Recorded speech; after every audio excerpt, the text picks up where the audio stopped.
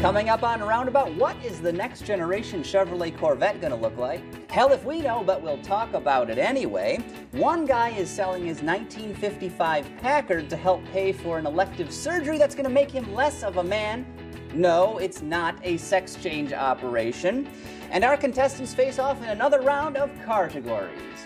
Roundabout is sponsored by Advance Auto Parts. Visit our website, roundaboutshow.com, to get up to $30 off your next purchase, and by everyone's favorite online store, Amazon.com. Feeling pretty good. I'm Mark Phelan from the Detroit Free Press. In the driver's seat, I'm your host, Craig Cole. Taking a break from tomfoolery and asshattery, I'm Jason White of Autodesign.com. Yes, from Autodesign. And I'm producer Ben Sanders, Colonel Ben, as it happened. Good evening, I'm Orson Welles. What follows is a terrifying journey into the world of magic, mystery, and automation. This is Roundabout.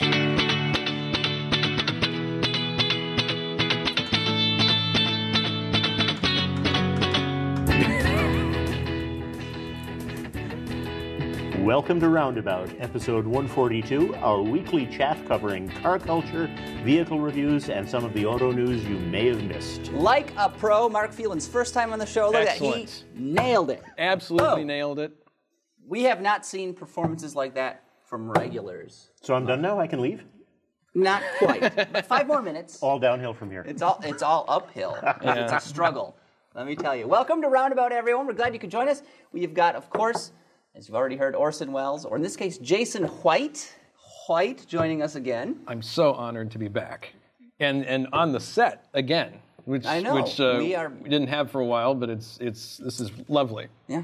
So we're glad you could make it again. So glad to be here. And of course, Mark Phelan, Detroit Free Press, first time on the show. I don't know how we conned you into this. Is it part of your community service for probation or something? I don't know. Well, I heard that you had this fantastic set, and I needed to see it. Yeah, well, we're here. You see, we take the backdrops are just, yeah, it's a great set. They're custom, purpley color. Sort of a hidden car back behind there, yes. Mm-hmm. So, we've already had the Colonel. We've had Orson Welles. Are we going to get Truman Capote this week? I don't know if he's on the line.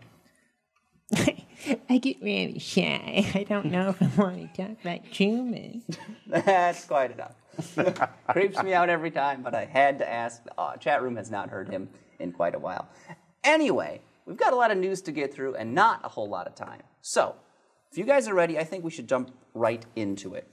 And we're going to do our Roundabout red line style news portion for the show. We've had great success with it the last few weeks, so we're pushing forward with that. We have a minute for every digit on my hand. I had the 11th one removed. Is that what happened to you? Yes. Bandsaw. The sacrifice you make for your art. I know. So we got 10 minutes. We've got 9 stories. We're going to try to blitzkrieg our way through these as quickly as we can. Okay. To make this just the best rapid-fire news portion we can. And Ben, I understand you have a timer. I understand that's true. Are you ready for it? Why don't you start that timer? Yeah, let's go. All right, there we are. Time is a-wasting. First story is coming to us courtesy of a website, allafrica.com. Now, it's dealing with 22 adventurers in Africa. They're all from England or Australia or South Africa, but they're taking 2 MGAs and 9 MGB classic British cars, and they're planning to drive from Namibia, Cape, to Cairo and back to Abington, England. They're doing this sort of circuitous path through Africa. It's going to take them through 12 different countries over a distance of 21,000 kilometers. In British cars? How are they going to make it the first 100 kilometers? They're going to have trouble getting out of Namibia to begin with. Yeah? You know, the military junta? Man.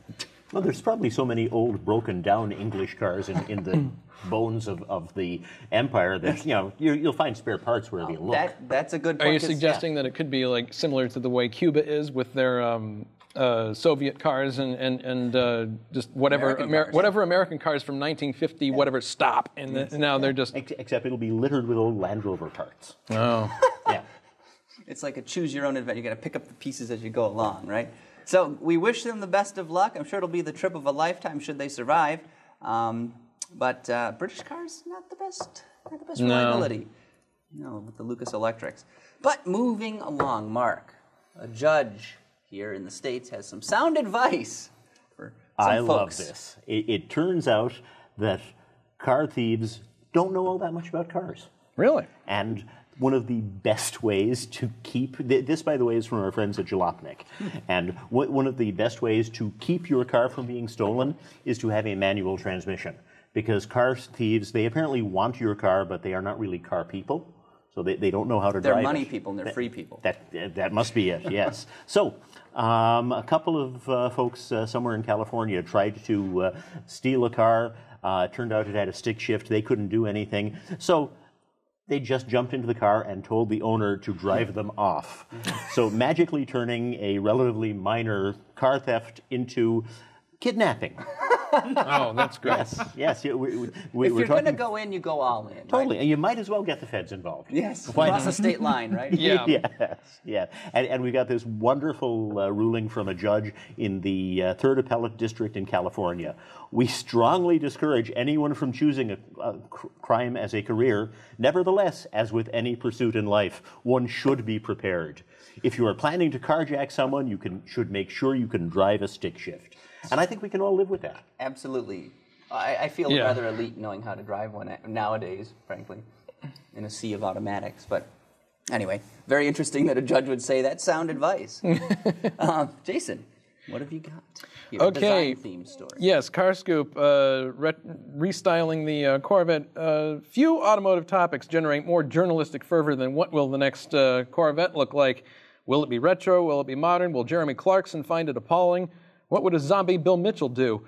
Well, at least with regard to the retro part, Car Scoop's Josh Burns, is that the correct way to pronounce that?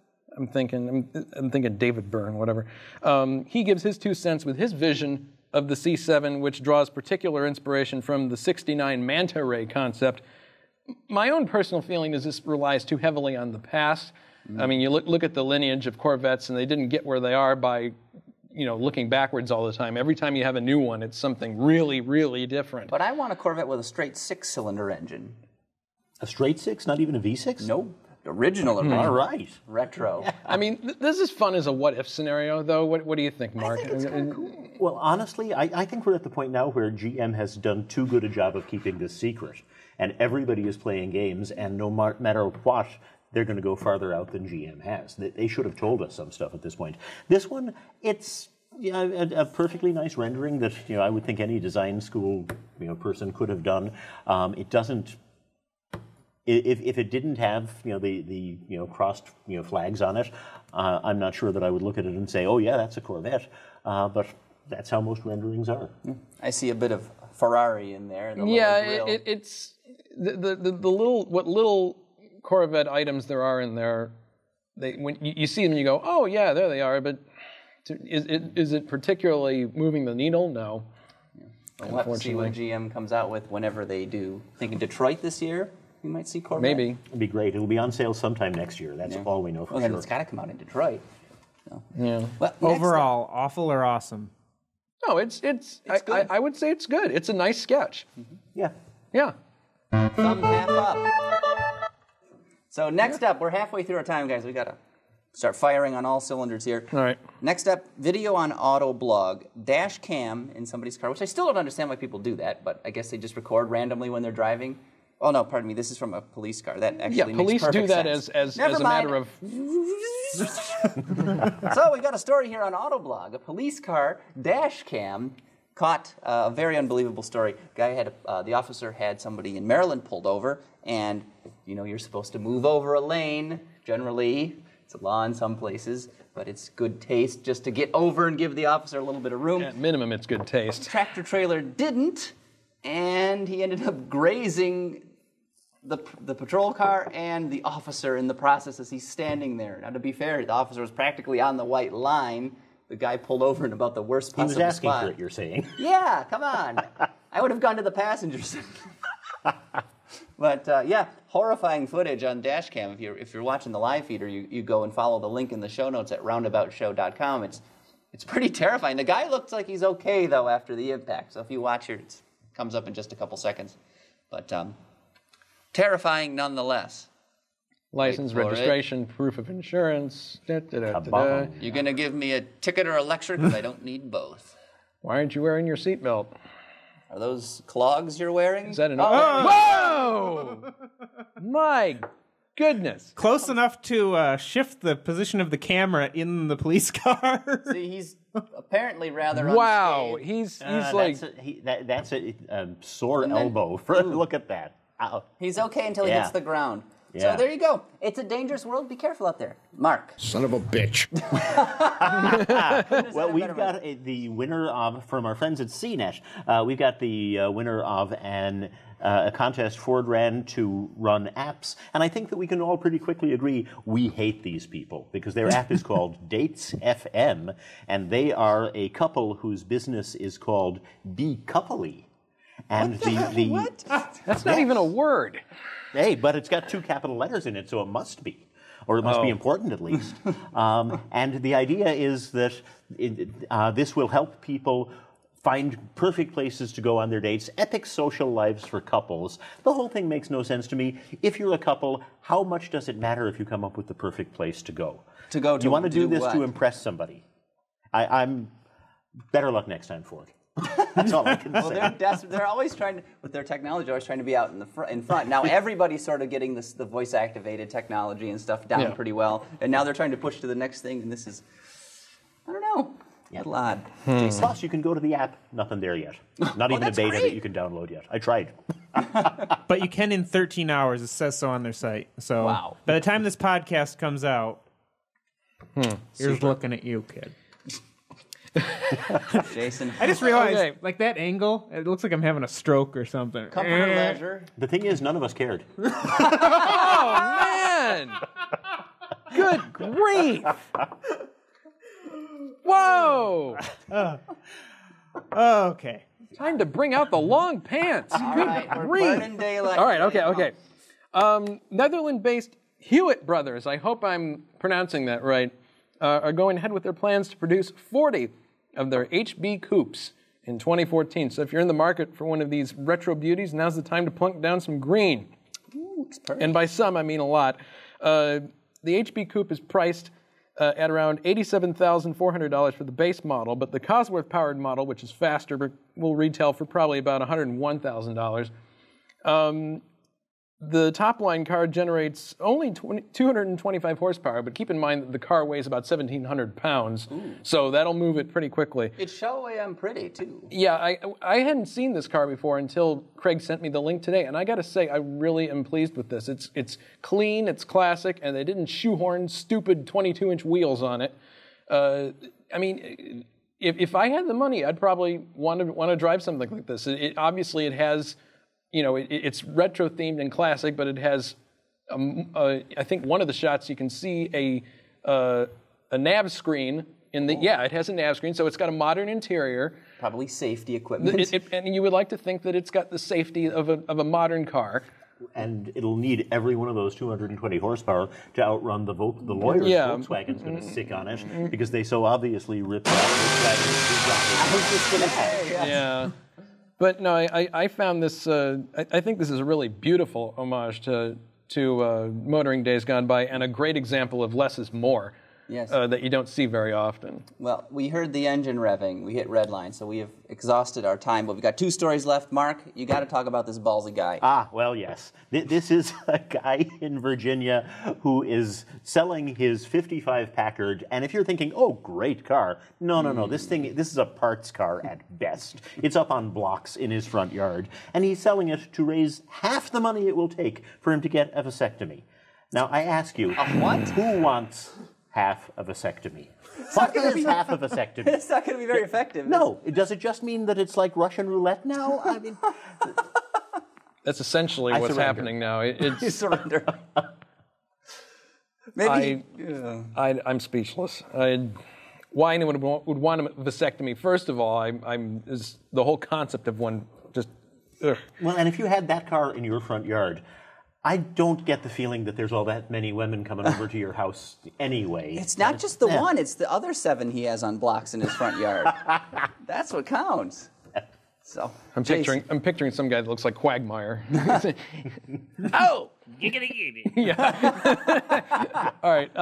Very quickly, Ford Econoline Microban. We're used to seeing custom cars with thinner greenhouses, to make them look cool. But this is an Econoline that's been chopped right down the middle. The result is a curiously proportioned van that probably handles like a tail-end heavy Suzuki Samurai, minus the four-wheel drive. It also resembles vaguely the old Econolines of the 60s, which also had very short wheelbases. Exit question, on a scale of 1 to 14, 14 being Harry Callahan, 1 being Pippi Longstockings, where would you rate this vehicle for its badassery, Craig Cole? Well, Wrong! The correct answer is 6.75, next issue. 6 3/4. Yes. So it's in the middle. Yeah. I think it's pretty creative, actually. I just wanted to say Pippi Longstocking, to be honest. Now, Mark, you were gesturing. Because I sort of love it because it looks like the old Ford Bronco, which was in its own way one of the ugliest trucks anybody ever built. And to take that and make a van of it, plus Econoline is one of the great names. Is it? And Ford doesn't use it anymore. Screams economy. It's just, there's Ford Econoline Blues. People have written songs with it. It's a great name. Yeah, I like now that it's name the E-Series. No. Give me well, now it's not. Well, now it's nothing. Now we have the Transit. Right. Transient, yeah. The E-Series has gone the way of all things. It's not even the E-Series now. It's built on the same architecture forever, practically. Well, yeah, and so is the Ram, and the Astro goes all the way back. The van story was tragic. Mm-hmm. Yeah. Just never updated and across the big three. But anyway, this is not Vancast, but very interesting story. It looks like the guy did a pretty good job chopping a It looks really 6-foot chunk out of the middle. It looks like a really tight job. Or lots of Bondo. I'm looking at the reflections and thinking, no, it looks pretty solid. All right. So aside from Roundabout Redline, we're also doing something a little bit different this week, and that is we are pulling up our blind spot story of the week. Because joining us on Skype right now is a man that, if you don't know, you should. Paul Eisenstein with the DetroitBureau.com. Paul, you are a veteran journalist that's been covering this business for years. You are a good man to know. Oh, thank you very much. The pleasure is mutual. Yeah, well, we're glad you could join us on Skype today when we brought you on here for our blind spot story of the week. Nice. And what we do in our blind spot, when news topics or stories go unnoticed or underreported or otherwise fall off the radar, they land in our blind spot. And this week we're talking about street signs. And you've got a whole write-up. I guess you were doing a contest about unusual street signs. Yeah, absolutely. I was driving on one of these previews out in California a little while ago, back early spring.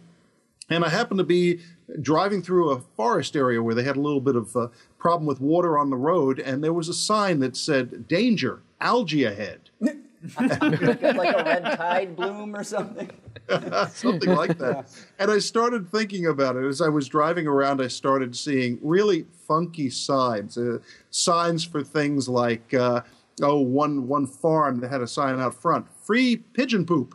And, then I started thinking about unusual street names that I've seen, the signs for unusual street names. I actually did a contest some years ago on that, but it got me thinking about it again. For example, one of my favorites is a street in Story, Arkansas, by the name of, you ready for this? Yeah. Far from Poopin' Road. Was there a Volkswagen dealer there, too? By the way, it gets better. It's the only way to get to Constipation Ridge. Oh, my God. At least somebody had a sense of humor about that. Exactly. So it got me to think, hey, you know what? There are plenty of funny signs, funny street names out there. One of the most famous local street signs is actually an intersection out near Ann Arbor. It's the intersection of Nixon and Blewett. Up in, let's see, if I remember correctly, up in Traverse City, you have Divorce Court. There's another place where you have Psychopath. One of my favorites it's a dark one is a place out in New Jersey, actually not far from where I grew up. It's Shades of Death Road. Huh? You get these odd ones, and of course, then as I said, we decided to open it up and make it a little bit broader than just street names and have street signs. one of my favorites. It was one of the finalists. I think you have some of the pictures. One of the strangest ones was out of Thailand. Somebody sent in.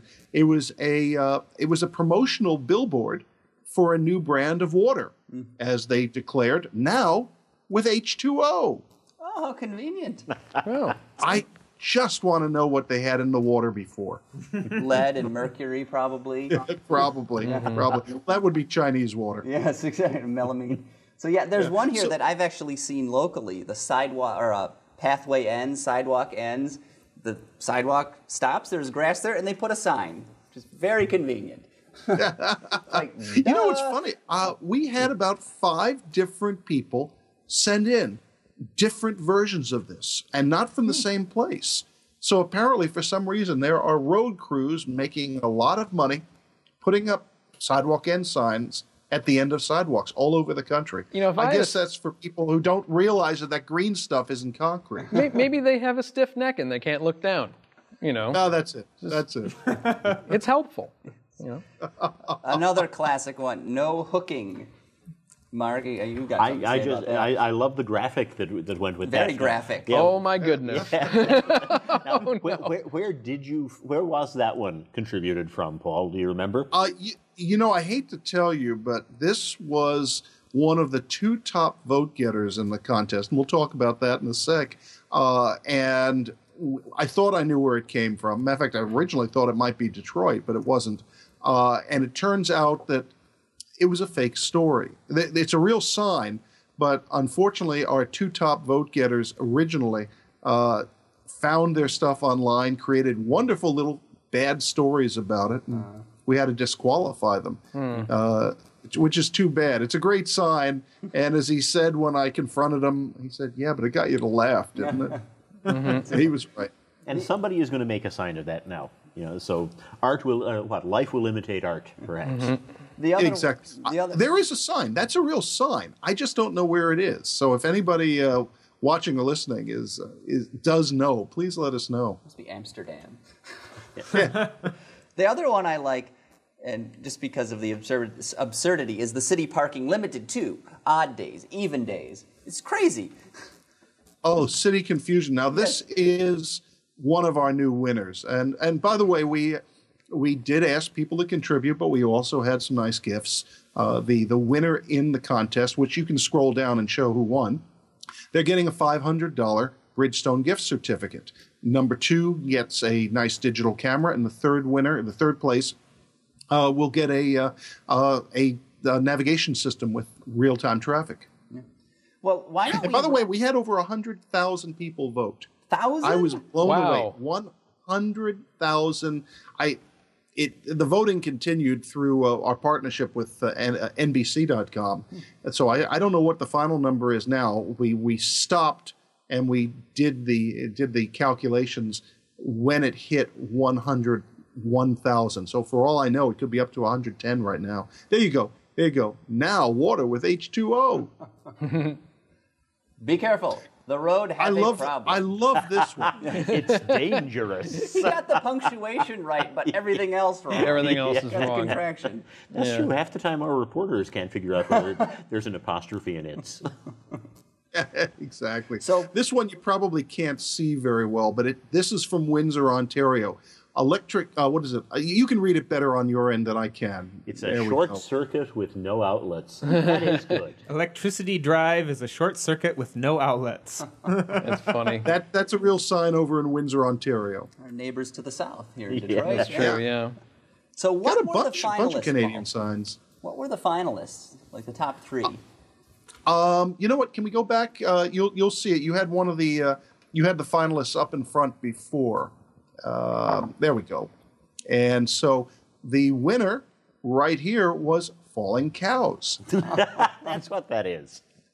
That's a real sign. That Wow. one, we went out and verified it. I was insisting that looks more like sheep, but I was told no, that's a falling cow. You can see the udders. Oh, yeah. Well, it is utterly ridiculous. I was waiting for that from somebody. Yes. This is out in Taos, New Mexico. And apparently there have been incidents out there where the cliff sides give way and cows fall onto cars. So do you get to keep the beef if it falls on you? It's funny you say that. Over in Britain, they created these strange laws some years back because people were actually running down game. So it turns out, at least in part of Britain, that the car that hits the game cannot keep it, but any other car that happens to come along afterwards can keep it. That's crazy. Yeah, well, that's to keep people from actually hitting, aiming deliberately for hitting. Yeah, okay. So I'm following you through the elk reserve up north next weekend, right, Paul? Right. Yeah. Okay. Yeah, I'll take aim. Anyway, let's go back. We'll show you the other winners. So fallen cows, first place. Right. And then if we go down just a little bit more, the city parking confusion, followed by sidewalk ends. Though I've got to tell you, I had a few others. I was really disappointed that a few of the others didn't win. I really expected... You had it back. Can you go back there for one more second? The sign you just had. Cheryl's Eat Here and Get Gas. I mean... That's a classic. That's a classic. Yeah, that is a classic sign that you see. I've seen that many times in a lot of different locations. Eat here and get gas. It's Americana. It's Americana, and it's a classic. Everybody laughs at it. Everyone can identify with it. Yeah, exactly. Many of us can personally identify with it. We had so many entries from abroad, particularly from Asian countries. Not as much from Europe, though we did have a few from Britain. The British have a way of saying things that are sometimes absurdly polite, like the one place that had a sign in a parking lot that said "Park prettily." Really? Only the Brits would say "Park prettily." Oh my God. That's great. That's like something they'd say on "Are You Being Served?" Yes. The Queen made it. Yes, exactly. But the Asians just, there's a term, and I don't know, maybe I'll get slapped for mentioning this, but it is a favorite term for Americans that Americans who get stationed over in Japan use all the time, called Japlish. And We've heard Mark, of you've been English. over there, so you know what I'm talking about. Broken English on signs is always fun. And sweatshirts as well. When I lived in Europe, I was a connoisseur of sweatshirts that were theoretically for American teams, but they were teams that didn't exist, like the New York Lakers. Yeah. Well, I like the signs that were up. Now Nissan has moved, so I'm going to be there in a few weeks. I'll find out if they've taken the signs with them. But all over the building are signs that tell you no smorking. Smorking. Oh, that's brilliant. Oh, my God. Do me a favor, Paul. When you're over there, tell me if they still have the vending machines on every corner selling cans of Porcari Sweat. Get me a picture of one of Porcari those Sweat machines. is a big one. Yeah. Oh, It's that's basically it's Japanese Gatorade. As far as I can tell. Well, Yeah. we can talk about some things that are sold in vending machines quite openly there, and some of them might not be appropriate for airtime. We don't have any viewers, so we can talk about anything we want. But the signs we got, that one sign of the now with H2O is just classic. We had another one that was sent in by Steve. Oh gosh, now I'm forgetting his last name. I apologize. We had so many entries. Used to be the number 2 over at Kelly Blue Book, and he's now living in China. And it was a sign for a restaurant, and it was apparently trying to tell you that it was around the corner, behind the back, up the steps, and down the alley. And I've got to tell you, we sat there for 10 minutes just trying to figure out exactly what it was trying to say, because it did have the English translation, and it was just insane. Wow. One of my favorites, though, is the stop sign. You can't turn left, you can't turn right, you can't go forward, you can't go backward. How did you get there? That would have how do you get been out? the winner. It said, do we have it? Yeah, there we go. Oh, wow. How did you arrive there? Exactly. You teleported in. We thought it at first was a Photoshop, but apparently it wasn't. I had it looked at by some photo experts, and they said it was real.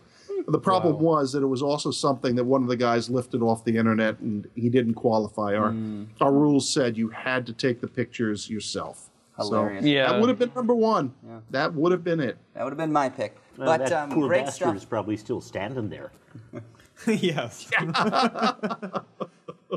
But great finds nonetheless. Now, Paul, if people want to check these out, if they're listening to the audio version of the show here, where can they find the link to these? What They can go website? to thedetroitbureau.com. And one of the best things they can do is simply on our little search engine on the site, which is up near the top, you can type in street signs. Just street signs. And the reason I'm suggesting that, if you look way up there, you can see me sort of pointing, way up on top, under the Detroit. Yep. If you type street signs, what will happen is you will see... Signs, Ben, not Walker. Yeah, you'll see a lot of the signs that we've used. We've tried to run a lot of them over the last few weeks. So you'll see a whole bunch of them. You can go in there and look at some of the ones that didn't make the finalists and so on. That was another one that I was surprised didn't get. If you go back up just a little bit more, right there, Falling Clouds Asteroid Crossings, another wacky street signs. That was one that I was disappointed didn't get into the finalists. Wow, yes. That supposedly was a real sign. Asteroid. You can Or just barely student see it on top crossing. right. I think it was just put up by somebody for the fun of it. Yeah, it must be a astronomy geek or something. Exactly. Well, Paul Eisenstein, But that's the easiest way to find it. Paul Eisenstein, the DetroitBureau.com. Thank you so much for joining us. You're also on other places on the web, too. Where can people get your stuff? Well, MSNBC and NBC.com. I work with Cigar Aficionado. Work with The Economist. I work with NPR and the BBC, Autocar. You are and once in a everywhere. while, I'm on the air with you guys. Absolutely. It's been a pleasure, Paul. Thank you so much for your time, and we'll cross-link to you for those signs as well for our audience to check it out when they go to our Fantastic. site. And make sure I have the link. I'll cross-link back. Excellent. We'll do that. Paul, thanks Folks, again it's been for great to joining be us. with you. Thanks. Thank you. We'll talk to you later. Bye. All right. Bye.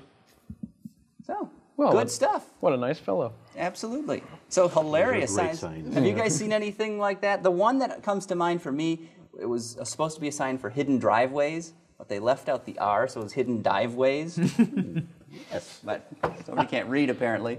So, I've seen half a dozen situations in Detroit where you have a stop sign and it says, or there's a yield sign and it says stop on the pavement in front of it. Several instances where it's like, what do I do? What do you want? it's a rolling stop. I don't know. Well, that's pretty good. Yeah. Anyway, we got more show to get through. Paul, your Show. show to get through. So, let's get a move on here, guys. Car companies attempt to prevent them, freelancers try to sell them, and enthusiasts gobble them up. What are we talking about? Spy photos, of course, and they're a big part of the automotive business. In our next feature called I Spy, we take a peek at some of the latest sneaky snaps to hit the cyberweb. So, first up, we've got an article here on Cars Coupe of a Ferrari. I hope you guys are sitting down. Are you seated? It looks like it. I'm seated. Hanging on Ben, tight. Ben's going to throw that up on the monitor here. It is a Ferrari, the new Ferrari F70 V12 Hybrid, which apparently is inspired by a catfish. How do you like that? You know, that was probably lots and lots of cladding, I would Yes. think. I almost like it. For the expressed reason that we are not supposed to know what it looks like. There you go with the logic, sensibilities. Well, we can tell from that it has scissor doors to start with, so And apparently Velcro on the roof because that cloth was holding place. that's true, yeah. Yeah. So they're using old GM construction techniques from the Saturn days, Velcro. Or Yeah, I mean, hook and loop tape. sorry. most of that on the front there is cladding, I guarantee you. There's nothing that you can glean from that. But it's kind of cool looking as it is. Well, and it is going to be an incredibly interesting car. It's when got it it's got arrives. Mad Max Road Warrior effect going on there, but it's or the automotive version of S&M. But Or you a know, sort of, who was it? H.R. Giger, the guy who did the Yes. Alien yes. thing. I mean, that's what the alien would drive up to your house before it jumped out of your chest. And maybe it's electric and there's a little mouth that plugs in, comes through that bigger mouth and just like the alien. All right, next up, we got the Peugeot Onyx concept that has apparently leaked ahead of the Paris show. Paul, Mark, are you going to Paris? Normally I do, actually, because I've got a couple of other stories that need to be done in the same time frame. I'm not going to be there this year, and I'm very disappointed because I think there's a real chance that Peugeot may be out of business before the next European Auto Show. So this may be the only chance to see the Onyx. And they've got a tradition of doing great concept cars, which sadly never really connect to anything that they do on the road. That's absolutely true. The interior is lined with tripe or something. I can't make out what it is, Ben. No, it's true. Like when I went to the Paris show a couple of years ago, Peugeot had a really nice-looking concept car, exactly what you're saying, Mark. And then you walk up to it, and you look a little closer at it, and you realize it's really just fiberglass, and there's not really a lot of substance behind what you're seeing. Well, and it's like sort of the saddest moments of the Detroit 3 auto show experience, because you look at the vehicles and there's nothing that you can imagine in the entire corporate parts bin that could be used to make anything like this. So it's sort of a cartoon of what they would like to do. All of their oxen died. You have dysentery. Oh, that's a bad way to go. I will say, though, that's pretty inventive right there. The headrests coming out of the headliner. And it looks like they got the seats basically molded into the trim and everything. Well, and the material is one of the things I'd love to see if I was at the show, because the French are great with pushing the envelope on materials that they might use. Mm-hmm. And that looks, I've got no idea what that is even. It looks like recycled packing material. It's beef tripe. Tripe, there we go. Yes. Yeah. Ooh. They're not even here, and they can give us their color commentary. How about that? So not a bad-looking car. What is this, gold and black? What would normally be a pretty horrendous combination, but it looks pretty good. I thought it looked okay. I mean, normally I would think it would be awful, but it looks, in this application. No, I have a great deal of respect for the whole PSA design group. I think they do beautiful work, and they're always pushing the envelope. They're always doing something risky and nutty and crazy.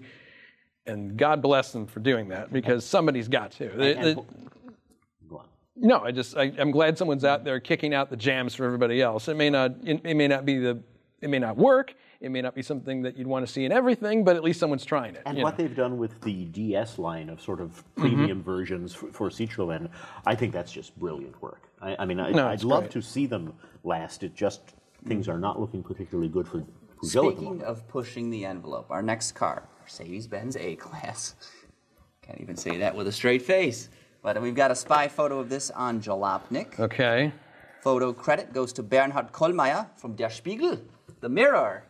So is it just the front end that we have, and that's it? Or? That's it. Wow. Next car. No. Not a whole lot to see there, but it's funny, though. It was in Iceland. Iceland? Iceland. Yeah. If it can make it there, it can make it anywhere. So it looks pretty much like what we've seen, though, right? Yeah, I'm not sure why they're doing spy shots of the A-Class, frankly. I mean, the car has been shown.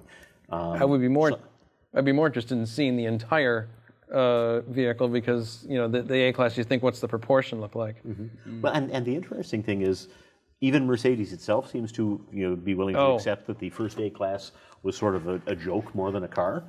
And they're incredibly ambitious and optimistic. I'm getting the strong Chris Bangle vibe from this. Yeah. Well, also, it's got the whole new Mercedes grille and side, which doesn't seem to have anything to do with the rest of Mercedes history to me. I'm not sure I understand Mercedes styling at the moment. I don't either. The one thing that really stands out for me is that reverse wedge line that's going down the side there. And I'm not a huge fan of the way it's executed here, because your eye just stops right at the rear wheel well, and it just makes the car look a lot shorter than it actually is. Look at the greenhouse. It's screaming Chrysler 200 to me. Oh no, that's something you definitely don't want to. Oh man. Maybe there's more to the Daimler Chrysler. That's the nail in the coffin right there. It's the utopian turtle top. Yes. You just used a Marianne Moore Edsel reference. I did indeed. Oh my goodness. Yes. You've just made this man's life. That is one of the most curious episodes in automotive history. And we've got a story on that. This is going to be a shameless plug. On autodesign.com, we have a story about that. Autodesign.com. And she was a poet, and they asked her to put in various names for the Edsel, and the names she came up with, Utopian Turtle Top was one of them, Resilient Bullet, Varsity Stroke was another one, which I have no clue. Comfort or leisure. Yeah. Anyway. And the whole list is out there. It is out I don't know if there. you've got it on your website. It exists somewhere else on the web. What I did for our website is I took an original advertisement that says this is the Edsel and as the front end, and I substituted in the names so you could see it with the car. And did it help? No. Yeah. They didn't work. But some of the names were brilliant, and I wish I remembered more of them. If only we had known this would come up. And how could it not? Really. You never know what's going to happen. Well, the 55th anniversary of E-Day was just recently. So there you go. Yeah, did you have cake? No, I should have had cake, but I do have the Edsel show at home on DVD, so I will crack that open and watch Bing Crosby and Ella Fitzgerald and all these people do the enviable task of trying to sell the Edsel. But on that note, we've got to take a quick break here. Uh-oh. We've got to thank the folks that make the program possible. After the break, though, we're going to go in the garage and play another round of Cartegories, so don't you go anywhere if you're joining us live.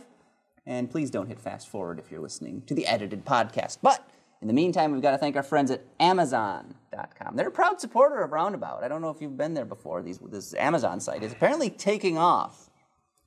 It's kind of a big deal. I hear it's the next big thing. It's the next big thing.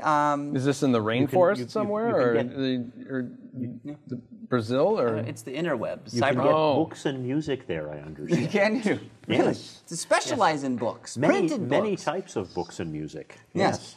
So what we're asking you to do as a loyal Roundabout enthusiast. And you are, whether you like it or not. We want you to go to roundaboutshow.com. When you go there, you're going to see at the top of the page, there's a banner ad at the top for Amazon. Now, what we need you to do is click on that, because that's going to take you directly to the Amazon storefront. And when you go there, you see, just like Ben did on the advertisement here, you click on it, it takes you to Amazon, you do your shopping as you normally would. You're going to pay the same low price for any of the products you purchase. And we know you purchase a lot because this is taking off. And there's the ghillie suit we highlighted a few weeks ago. You go to Amazon, roundaboutshow.com, follow the Amazon banner ad at the top of the page, do your shopping as you normally would, and we will get a little bit of credit for the stuff you buy. It's not going to cost you a penny extra. It's just acknowledging, hey, Roundabout Show is my friend, and I'm going to proudly wave the banner and support it. And while they're there, check out the new Bob Dylan record. Listen to a couple of the samples. It's really good. Oh, yeah? That's a good pick of the week, but I have one that might be better. The Kindle Fire HD. Ben, why don't you go ahead and click on that link there. Looks like you've already got it up. Kindle Fire is the best-selling product on Amazon. And now we're excited to introduce the all-new Kindle Fire HD family of tablets. HD? With stunning 7-inch and 8.9-inch high-definition displays.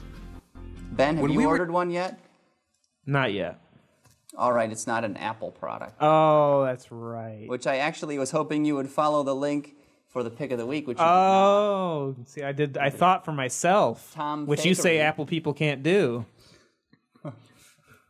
So what was that genius link? Just follow it. You'll see. It's another opportunity to slander you. That's the only reason I put it there. See here, following my link. It's not slander if it's true. I know. Well, there you go. Mm-hmm. Hey, it's the best legal defense, right? This Kindle HD looks beautiful. Ben's already ordered two, one white and one black. The iPhone 5, of course, which will be available on Amazon, no doubt. It's available, period. You can stand in line in front of your own computer. Yes, you can stand in line. Yeah. So anyway, Kindle Fire HD, another hot product, just got released not long ago, and that is our Amazon pick of the week. So we thank Amazon for their support of Roundabout Show, and we hope you take advantage of the offers available there. Thank you, Amazon. That's a lot of savings, Greg. It certainly is. Jeff Ross, former regular here on Roundabout. Anyway, moving along, we're going to go in the garage now.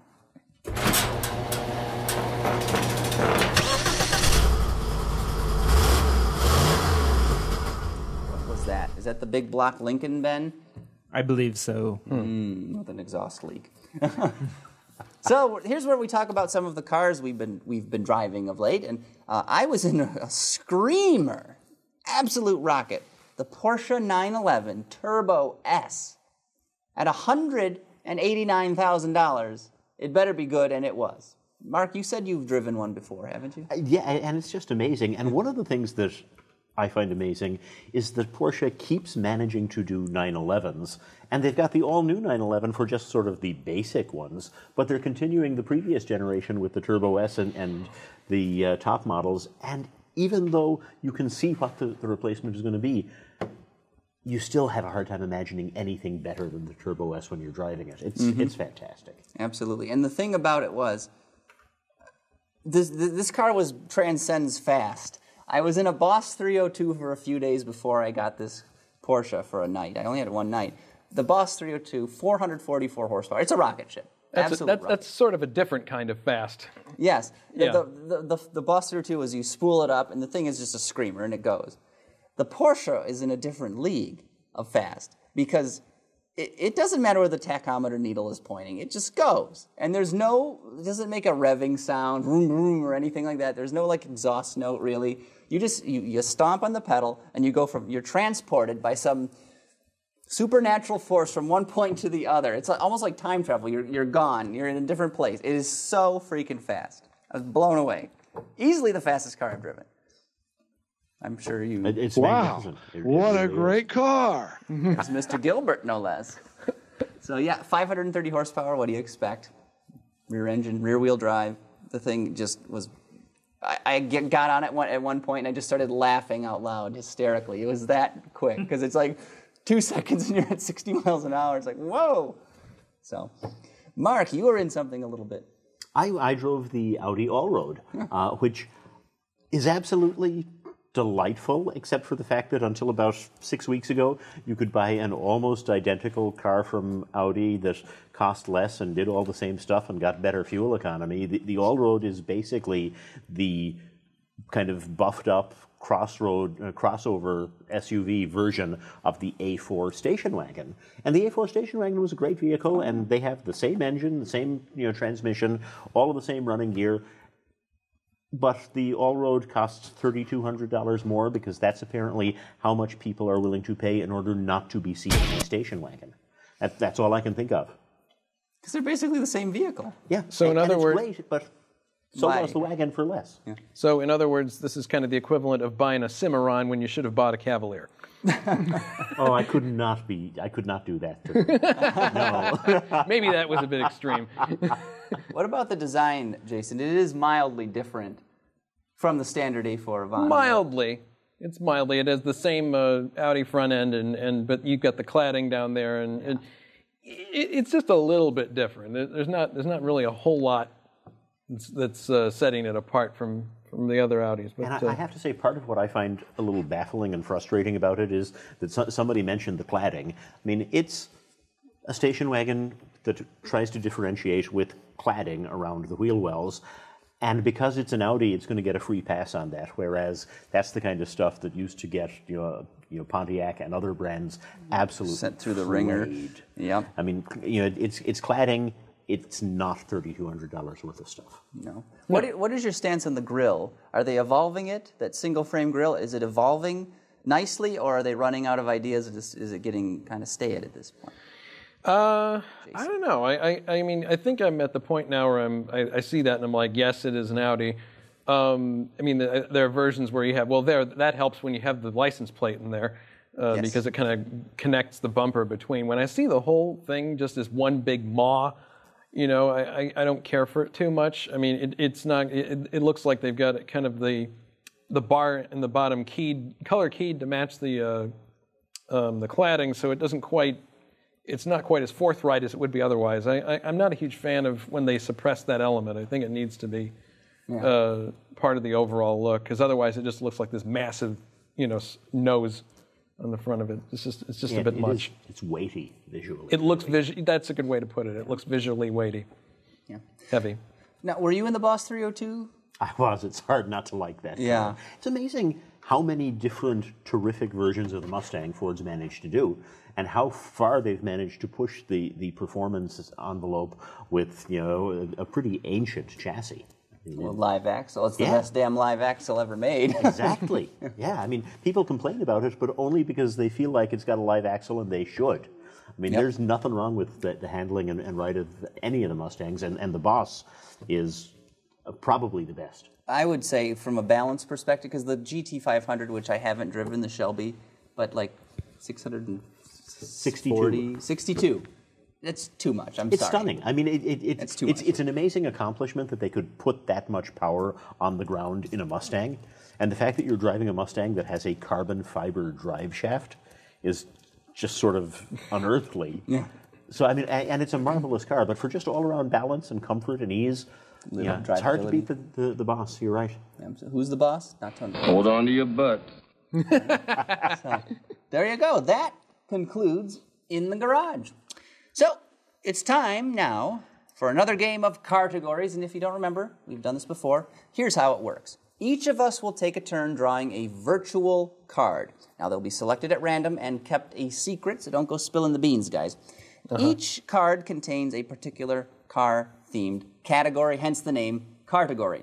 So, for instance, if I were to draw a card that said pony cars on it, I would obviously not say pony cars, but I would start naming things. Ford Mustang, Chevy Camaro, Dodge Challenger, and it would be up to Mark and Jason to guess what my car said. So whoever said pony car would get a point, as would myself for presenting it well enough that the person was able to guess it. So we tally up the points that way, and whoever gets the most at the end will be christened the winner. So pretty straightforward. We'll have a minute to present each of those arguments for each of those cars, for the cards that we draw. So it's pretty straightforward. Ben, are you ready with your minute on the clock? I certainly am. Is the Colonel ready? I certainly am. There we go. So I'm first on the list here. You are round one, sir. All right. So you'll pick your category. My random category. Oh, God. Let me know when you're ready for your minute. Okay. It's extra thinking time we give here at RoundAbout. You ready? Yep. All right. A little timer there. Oh, wow. Mercury Topaz, Plymouth Breeze, Pontiac Dead Grand Brands. Am. Close. Pontiac Grand Am. There was the Oldsmobile Alero. Mid-sized cars from dead brands. So close. Oh. Brands that deserve to die. It has to be something about dead brands in mid-sized cars. You would have the Pontiac Grand Am that would be the clone of like the Malibu or the Badge Engineering? You're on the right path. Dead badge engineering. Can we give that to him, Ben? I don't know what it says, so you have to tell me. Badge engineered cars from dead brands. Orphan give it to car. him. Yes, it was rebranded vehicles from extinct brands. Okay, that's almost there. Yes, right. yes. He got it. Mark. All right. Mark Malonzo. Intern Mark Malonzo. He's keeping score. He's keeping score. I'm instructing him to put a point on the board for Mr. White. Jason White and Craig. And those who have seen me before will know that if Dolph Lundgren's name comes up somewhere, it's also me. Jason, you're next. All right, I will choose a category. The right attorney. It's called a category, but that's fine. Okay. Ready? Ready for your minute? Chrysler products. Dead brands. Dead brands. All right. Here we go. All right. Dodge Challenger. Pony cars? Ford Mustang. New Ford Mustang. New Dodge Challenger. Retro pony cars. Retro cars. Trying to think what else I can say. Oh, this is performance retro performance cars. No, he would have said Camaro. If I wanted to talk about the old ones, I would have mentioned the old cars, but these are performance cars that are in production. Yes, but compared to the Modern old ones, that's it. Now, glass of water for Mr. White. Hold on. He said modern pony cars, but the actual clue is modern muscle cars. Is that? I think we can give him that. We can give it to him. Yeah, that's close enough. All right. Now, Mark, you have to follow the link. Right, got it. Get a category, and you'll have a minute on the clock. A category. This is fun. With several R's. Right. Pirate. Yes. Okay. So have you clicked down that and gotten your thing to pop I'm up? ready, yes. Cue up the clock. Lovely digital gauges if you haven't seen Perfect, that. yes. It's Benz All right. handiwork. Honda Civic SI. Front-wheel drive performance. What passes for the CRX these days? Subaru BRZ. Affordable performance cars. Nissan Sentra R-Spec or whatever the hell they call it. Pocket rocket. A Ford Pocket Rockets, a Ford Rice Rockets. Bingo. Oh, hey. Rice Rockets. Wow, with more than half the time to spare. Oh, right. What does Nissan call the... Spec V or 5 Yeah, it that's used it. to Thank be. you. Yeah. Wow. And does it matter, really? All right. My random category is... I'm still trying to wrap my brain around the whole move to Tennessee that Nissan So are a lot of did. people who work at Nissan. That's still, it makes no sense to me. I don't understand. Minute on the clock, Ben. It was like salary dump. it was like the Monty Python situation. Run away, run away. That's what happened. They lost so much talent on that, I'm sure. Ford Taurus, Ford Fairmont, Chrysler minivans introduced. 1984. 1983. Right, model year I Ford was Tempo, Ford Escort, Chevy Cavalier. 1983. Debuted. Cadillac Cimarron, I think was in This is all 83. This has got to be 83. 82? You're so close. 1980s 84? domestic cars. Cars from the 80s. Really? Yes. That's a category? I swear to God. Wow. All the ones you mentioned must have come from 83. And Really? They did. There weren't that many years that mattered in the 80s. They're like any. Yeah. George Orwell would probably disagree. All right. A Who is year next? fraught with peril. Jasonian White Institution. All right. Look at that. Jason's 4 for 4 points. Okay. But Mark got the last category. No, I gave one. That's right.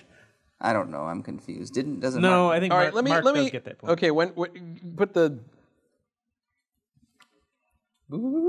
Oh. Timer? yeah. Okay.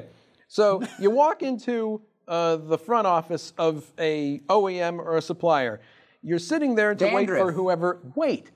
You're sitting there waiting for somebody to come and pick you up because you don't have access to get back wherever you are. And you're looking around. You know, you've read all the magazines, and then you see these random ass things. One of them looks like spanners. Awards. What kind of awards? Trophies. Car of the Year Award. All right.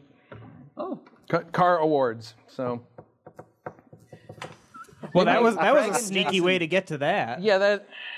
It worked. It worked. We've all sat there and seen them, though. You're right. Yeah, it's Craig, true. point for Jason. That's what happens. We all sit there and we're like, Yeah. All right. Mark, it is your Oh, turn. I'm up? Right. Point for Craig. Okay. Jason. Okay. If you are ready, minute on the clock. Benjamin, Sure, let's do it. kernel it up. Camry. Corvette. Corolla. cars that start with C. Car names that have... Cars that start with C. Oh. Wow. I'm getting all the easy ones. I'll say. It's not like he wasn't Point in the for room Jason for it. and point for Mark. No points for Craig. This is something we have to rectify. Post haste. All right. Craig, either you get really hard ones or you're very bad. That sounded like that sound effect that Michelle. All right. This is the... Okay, minute on the clock, Ben. Minute on the clock. That's 60 metric seconds. Let's begin. E12, E28, E34, E39. BMW code names. For the 3 Series. E39, E60, F10, F11. Not the 3 Series. E12, E28, E34. 5 I Series? could have sworn 3 Series was... 5 Series. I was just 28. guessing. Yeah. I just guessed. That was a guess. That's very good. I went to Wikipedia. Oh. I knew How that, smart. I knew E39, but that was it. Yeah. 3 Series, I know more of them, but I couldn't do Yeah. 5. That's So good. point for Craig, point for Jason. Yeah. I just keep falling ass backwards into beds of roses over here. You're up next, Mr. White. Oh, that's right. It's my turn to work hard for a second. Ouch. Okay. Earlier, I was gushing about the Hewitt brothers car from the Netherlands. When there's a vehicle that you would like to own, but you don't necessarily have the funds or the means to get it, these are vehicles that you would what? Dream about? Dream car. Yeah, but you what is the? I'm looking for this is an act. Desire. Want. The ballpark. Murder for. No. Nobody. She's not buried. Because then you got to call floorboards. Peter Falk and you know. Yeah, one more thing. Yeah. Lustworthy. You're so close. It's right. This is something that you hunger for. One day you would love to have this. One day you're so bucket list. It's so close you can taste it. This is just well, okay. Let me put it another way. You probably won't get it, but it's something that you can aspire to. Yes. Wow. This is Point like for Mark and some point for game Jason. Show. Yeah. All right, we're gonna do aspirational cars. Yes. Yep. One more round, guys, and we're gonna wrap it up here. What? We were just getting warmed We can up. do more if We you can want. do more if you guys want to do more. If you guys are game for staying a little bit longer, we can do more. Well, it's up to you. all right, we'll see how the next go. It may suddenly become not fun at all. Okay. It's up to Mark. Yeah. Are you in the lead? It's fun then, right? Yes. Yeah, as soon as I'm not in the lead anymore, I think I want to go to Wendy's now. Okay. Baconator. Yeah. Right. Monterey. Mercury vehicles. Bel Air. California named cars. Cars named after places in California. No. Montego. Resorts. Cars named after places. Yes. Jamaica. Now it's getting fun. That's What you going to do, Jason White? Oh, And if I had to get to 5, I might have been just standing there. Durango. And then, Durango. Yeah, there's that another should've one. done- Yeah. Yeah, but it feels Explorer's like there's probably millions something. of those. Bonneville. There's another one. Yeah, thank you. There's a few. Well, that's why I was sort of annoyed with myself, when I thought I'm running out here because there's way more. Oh, this will be easy. Ben, a minute on the clock. And it's easiest to start with the Ford brand for this one. Oh. F-Series. Trucks. Freestyle. Freestar. Focus. These are all Ford items. Yes. What do they have in common? They're all sport utility vehicles or trucks. No, Focus. Focus is not a truck. Freestyle. Freestar. Bad branding.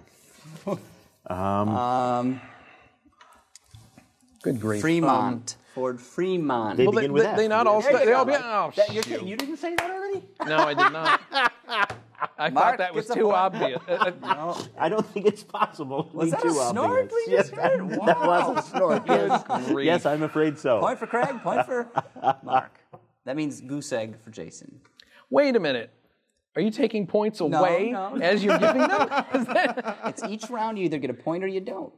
You happen to not. Oh, but we're adding them as we go, right? Yes. Oh, yes. okay. Yes. And Jason, you're up next. I thought you were taking points away for a minute there. No. That's not cool at all. We're redistributing the points. Okay. All right. Hell no, you can't. Subaru is defined by this. Boxer engines. No. All-wheel drive. Yes, but what in particular is Crappy defining about it? interiors. No. What does all-wheel drive do for? Traction.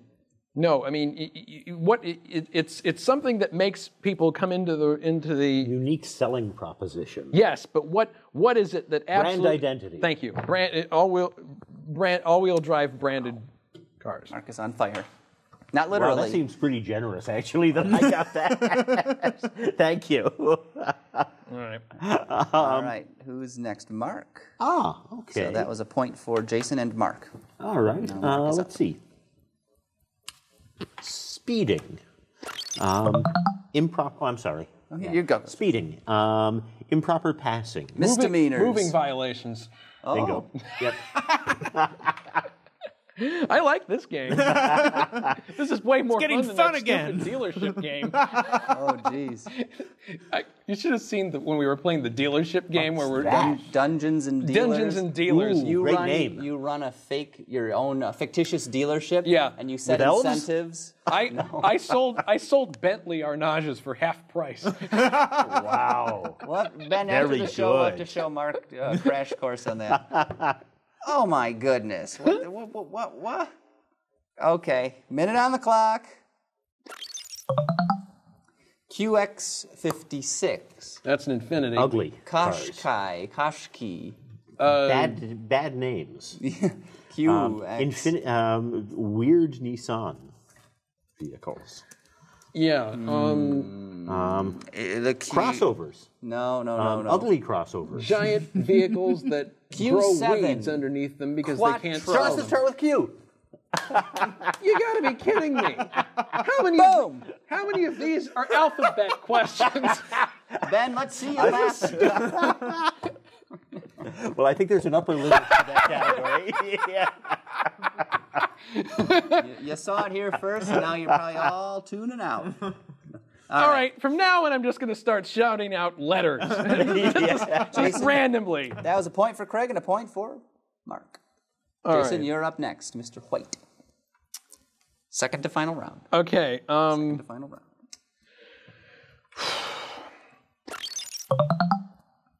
Cherry. Geely. Chinese cars. Well, Chinese brands, but yeah, same thing. All right. Point Did you for say Craig. Healy? Oh, Geely. Geely. Sorry. Okay. Yeah. They're all sixes. Yeah. All right, and Mark, you are the last. Oh, right. For here, you have the last round. This is 15. We also would have accepted cars that you could get easily killed in. Wasn't there a story the journalists were And that would looking be at? Healy as well, because old English cars. Yes. Yeah. Oh. I was going to say cars you could horribly injure yourself Cars in. that Like made- on a press event, somebody cut their hand open on the seat frame or something. They went to adjust the seat. Doesn't that sound familiar? Well, there were those GM minivans or crossovers that were like slicing fingers for a while there. Yeah. I had that happen on a It was Ford a Edge. bad seating mechanism. Yeah. I'm up. Yeah. Is this the final round, I The guess? 15th, the last and Okay. the final This is the round. final round. Okay. Okay. Bentley. Luxury vehicle. Cars Craig can't afford. Man, British brands. You're both really close, but I'm going to keep going for a second. Luxury.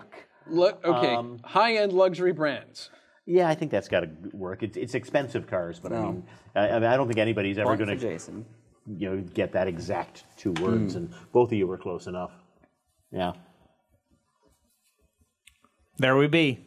We have a tie, though, folks. Oh, shoot, God. We need a lightning. Between Okay. these two, we need a lightning Okay. round. Okay, we need a. It's just between Mark and Jason. All right, so whoever gets this will. This is the tie break. Whoever You gets two are this tied. wins. You each have 11 All right, points. I all right. fell short with a gentleman's 8. Got it. All right, I will select a category. Cartegory, pardon me. all right.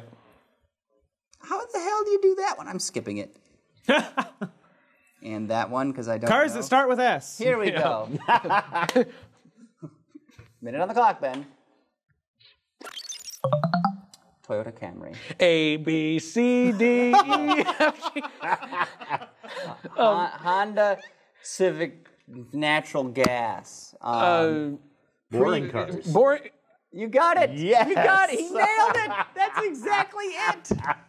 What was it? Boring cars. HIJKLMNO. And thank you, Honda. I'll be all week. Try the veal. Yeah. And Mark Phelan, his inaugural run on Roundabout, he carries the day. He takes home the golden trophy. Jason better. If only there were a That's trophy. fine. I'll just go back to selling Bentleys at half price. Losing money. All right. And with that, folks, I think we have a show. We've gone full circle in the Roundabout, finally. But great stuff. Mark Phelan, Detroit Free Press. Thank you for joining us. Any stories you'd like to plug here at the end of the show? Let's see. I've got next week in Thursday's Motor City section in the Free Press, a look at the 10 or 15 most interesting and important cars going on sale over the next year. Wow. That'll be great. Okay. Great buyer's Good. All of them start with C, by the way. Oh, do they? No, it's really bizarre, but the Detroit show will be here before we know it. It really will. Next thing you know, we'll be at Camillo's again, bumping into people we used to work with and go, oh yeah, and answering the same damn questions. Where are you working now? Where are you working? How about this weather? It sure is. Uh-oh, they ran out of booze again. Do designers like to drink? Is it possible to run out of booze at a party that Mike Cicutti is helping to cater? I don't know. Possibly. Thank you, Mark, for joining us. Hope you had a good time. It was great. Thanks a lot. So, Jason White. We Yes, have to Craig. Hua his last name. I don't know how that It's got like started. that It's a guy on Family. It's a Family Guy reference. Yeah, Cool Whip. Who's that? What's the little kid's name? I'm blanking. Stewie. Yeah, the guy with it's the football Stewie. head. Yes. Yeah. Yeah. So, Wheat thins. Cool Whip. Jason White. White. You have to gargle it, uvularly gargle it. Anyway, Jason, autodesign.com. Autodesign.com. Old School VisCom. He's an author. Well, actually, Old School VisCom has been out of print for a while. No, I basically, it had its run, it found its audience, and You're still working on newfangled ill tech. that's your endeavor, my friend. Okay. No, I'm thinking about mulling over the thought of doing an ebook version of it, which has new content as well. I think that might. Well, I don't know. The print version's out there. After I'm dead and gone, it'll still be on shelves somewhere, throughout the world. But, You were very much against the ebook initially. I remember that. But that's because you want some sort of solid record of your... And now it's out there. So I'm like, okay, now I can It's do all the about ebook. the money. Yeah, that. Yeah, it kind of is. Autodesign.com, we've got a lot of excellent content on there. Robert just put up a great article about a foreign museum gallery images there. That's pretty good stuff. We have occasional videos we find on here, like there's an International Scout video that looks like it's an Australian Scout ad, and but we've got lots of good content on there, and we've been. Oh, there's an article with Jay Mays chatting. It's pretty good. Oh yes, and photographs from the Hamtramck Hustle, which is a great car show. There were some cars there that I think you would appreciate. Some Ford-based stuff there, Craig. You might like, but good photos on there. And these are smaller photos that will load faster than previous ones. The other ones you had to make minute brew coffee while you wait. These will load faster, as evidenced by what you're seeing on the screen right now. So go over and check it out. Autodesign.com. We're also on Facebook, and occasionally. Friendster? No, Friendster. No. Occasionally, we also have Old School VisCom content that's on there. That's web content, but. Anyway, thanks again for having me on the show. This was great fun. Yeah, hope you enjoyed it. I always do, but this one in particular was. You had a worthy opponent. I had a worthy opponent, and Mark's a really good sport. So. Well, when you often don't know the answer to the questions, you learn that. We've also got to thank our intern, Mark Malonzo, for helping us out tonight. Did a lot of great stuff in the rundown for us, including keeping score. So we appreciate your assistance, Mark. Remember, you can watch Roundabout Live every Friday evening, starting at 6:30 p.m. Eastern Time, or 3:30 on the West Coast if you're out on the opposite side of the country. And don't forget to check out the rest of the Autoline family of fine programs, including Autoline Daily, Autoline After Hours, and of course Autoline This Week, which, Mark, you've been on a number of times, including After Hours. And it survived? Yes. If you never want to miss an action-packed episode, and frankly, who doesn't? You can subscribe to Roundabout. Just do it via a podcast snaring service of your choice, such as iTunes, or you can stream them wirelessly over your smartphone using a crazy little app called Stitcher. It's great to have. Also, I think that'll just about do it for this week's show. We thank you for joining us, and we do hope you'll come back again next week. We'll see you then.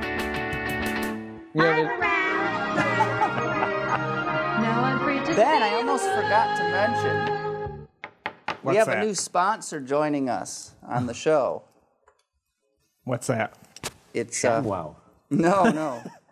It's a little number perhaps you've heard of. Feckelman's. Feckelman's Deli is a proud Roundabout sponsor. Wow. And their motto, Except of course, no substitute. Yes. Quality, service, value, and selection. It's the Feckelman's way. We thank Feckelman's Deli for their support of Roundabout. Didn't they win an award of some sort? Clean Fingernails Award, 14 years running. And with a name of Feckelmans, it's got to be... It's a long E. Like you. So Feckelmans, there you go. That's great. Drink that in. Detroit 4, Cleveland 0, and top of 4th inning. Excellent. Good. Sorry about that, Cuyahoga Phil, or whoever you are. Cuyahoga Phil. Cleveland, Cuyahoga. Craig has never screwed it up that badly. That is a record. Cuyahoga. I love it.